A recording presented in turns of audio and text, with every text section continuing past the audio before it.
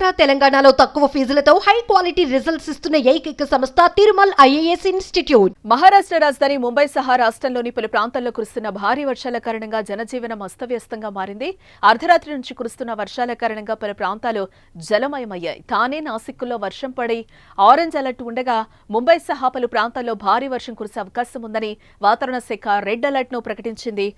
వర్షం కారణంగా ఏర్పడే సమస్యలను దృష్టిలో ఉంచుకొని ముంబై, పూణే, పింప్రి, చించ్వాడ్లోని అన్ని పాఠశాలలు, కళాశాలను మూసివేయాలని ఆదేశాలు జారీ చేశారు. అవసరమైనప్పుడు మాత్రమే ఇళ్ల నుంచి బయటకు రావాలని పోలీసు యంత్రాంగం ప్రజలకు విజ్ఞప్తి చేసింది.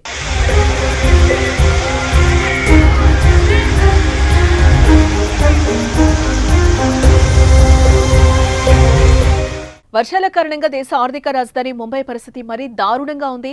మాయానగరిగా పిలుచుకునే ముంబై భారీ వర్షాల కారణంగా వాటర్ సిటీగా మారిపోయింది. రోడ్డుపై నీరు నిలవడంతో రాకపోకలు నిలిచిపోవడంతో పాటు లోకల్ రైళ్ల రాకపోకలు కూడా అంతరాయం ఏర్పడింది. పలు ప్రాంతాల్లో వీధులు, ఇళ్లలోకి నీరు చేరినట్లుగా సమాచారం అయితే అందుతోంది.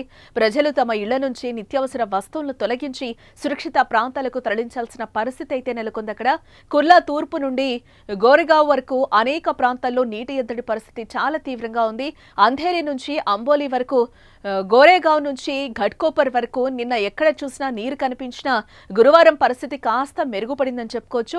బుధవారం నీటి ఎద్దడి కారణంగా ప్రజలు ఇళ్లకు చేరుకోవడానికి నానా అవస్థలు పడ్డారు. ఇక అత్యవసర పరిస్థితుల్లో 100 నంబర్కు డయల్ చేయాలని ముంబై పోలీసులు పౌరులను కోరారు.